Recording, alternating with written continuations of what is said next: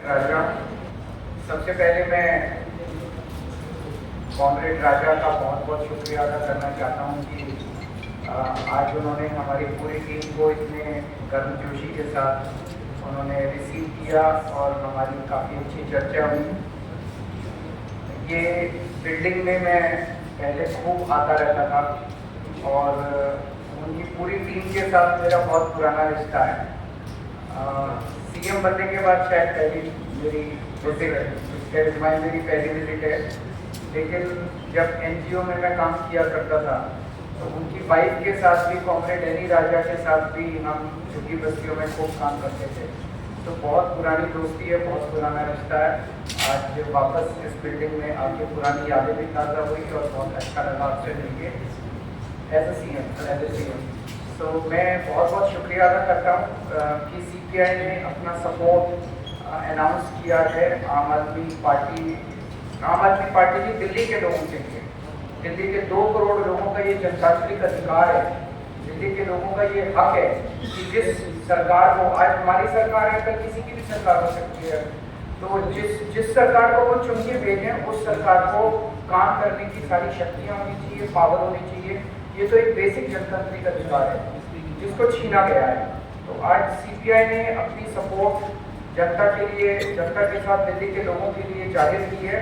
इसके लिए मैं आपका बहुत बहुत शुक्रिया अदा करता हूँ। दूसरा, इसको जितना मैं स्टडी कर रहा हूँ, मैं ये देख रहा हूँ कि ये अगर कोई किसी को ये लगे कि ये दिल्ली हाफ स्टेट है, इसलिए दिल्ली के लिए ऑर्डिनेंस आया है, ऐसा नहीं है। ये इस किस्म का ऑर्डिनेंस राजस्थान के लिए भी आ सकता है for all the subjects in the concurrent list. ये पंजाब के लिए भी आ सकता है, हरियाणा के लिए भी आ सकता है, तमिलनाडु के लिए भी आ सकता है, केरला के लिए भी आ सकता है। कोई भी फुल स्टेट की सरकार ये ना समझे कि ये दिल्ली का मामला है। दिल्ली से तो इन्होंने शुरुआत की है, दिल्ली एक प्रयोग है। अगर दिल्ली के में इसको नहीं रोका गया तो कल जहां जहां नॉन बीजेपी सरकारें बनेंगी वहां उन स्टेट्स के लिए ऐसा ऑर्डिनेंस आएगा। मुझसे लिखवा लीजिए आप। तो सबको मिलकर, पूरे देश के 140 करोड़ लोगों को मिलकर, सभी पार्टियों को मिलकर इसका विरोध करना है। इसके कुछ प्रोविजंस हैं जो अभी तक जनता के बीच में नहीं आए हैं। इन्होंने केवल सुप्रीम कोर्ट के आदेश को ही खारिज नहीं किया, इसमें 3 और ऐसी प्रोविजंस इन लोगों ने डाली है जिससे दिल्ली सरकार लगभग खत्म हो जाती है। इसके अंदर इन्होंने लिखा है कि अगर कोई मंत्री अपने सेक्रेटरी को कोई आदेश देगा तो सेक्रेटरी के पास ये पावर दे दी गई है, सेक्रेटरी डिसाइड करेगा कि मंत्री का आदेश लीगली ठीक है कि गलत है। अगर सेक्रेटरी को लगता है कि मंत्री का आदेश लीगली ठीक नहीं है तो सेक्रेटरी मंत्री का आदेश मानने से इनकार कर सकता है। ये दुनिया के अंदर पहली बार हो रहा है कि सेक्रेटरी को मंत्री का बहुत बड़ा। आपको 2 उदाहरण देता हूं, पिछले हफ्ते हुए हैं दिल्ली सरकार में।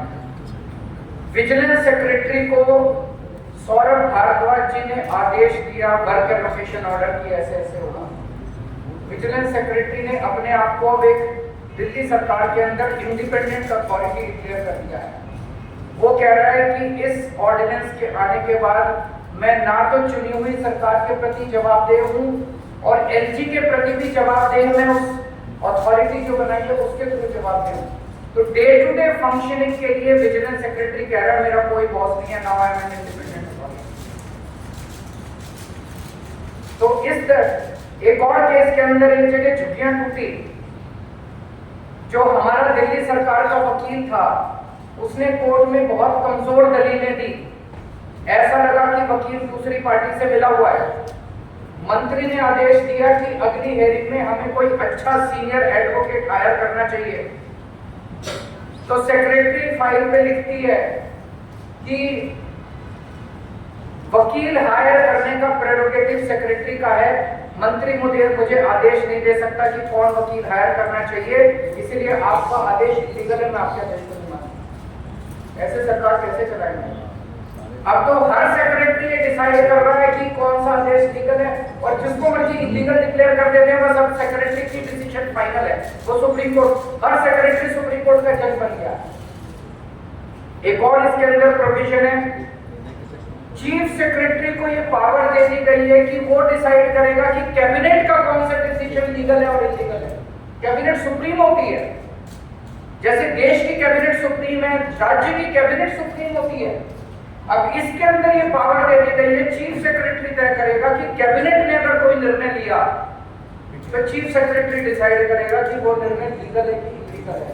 अगर उसे लगता है कि इलीगल है तो वो एलजी को रेफर करेगा और एलजी को पावर दी गई है, वो किसी भी कैबिनेट के डिसीजन को बदल सकता है। आज तक भारत के इतिहास में, दुनिया के इतिहास में ऐसा कभी नहीं हुआ कि ब्यूरोक्रेसी को मंत्री के ऊपर सेक्रेटरी को बिठा दिया और कैबिनेट के ऊपर चीफ सेक्रेटरी को बिठा दिया। ये आज तक कभी नहीं। एक और इसके अंदर प्रोविजन है कि दिल्ली सरकार में जितने कमीशन हैं, जितनी अथॉरिटीज हैं, स्टैट्यूटरी अथॉरिटीज हैं, जितनी बोर्ड्स हैं, उन सब का गठन अब केंद्र सरकार करेगी। तो दिल्ली जल बोर्ड का गठन अब केंद्र सरकार करेगी, तो वही चलाएंगे फिर water sector. Delhi transport corporation का गठन अब केंद्र सरकार करेगी, तो वही चलाएंगे transport sector. Delhi electricity regulatory commission का जितने लगभग 50 से ज्यादा कमीशन और अलग अलग सेक्टर्स के, वो सारे केंद्र सरकार गठन करेगी। तो दिल्ली सरकार क्या करेगी? चुनाव क्यों कराते हो? तो ये बहुत ही खतरनाक अध्यादेश है।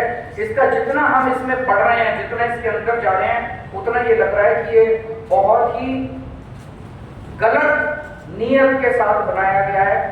भारतीय जनता पार्टी को दिल्ली की जनता ने कई बार हराया है, बार बार हराया है और इतनी बुरी तरह से हराया है। एक बार 3 सीट दी 70 में से, एक बार 8 सीट दी 70 में से, उसके बाद एमसीडी के अंदर हराया।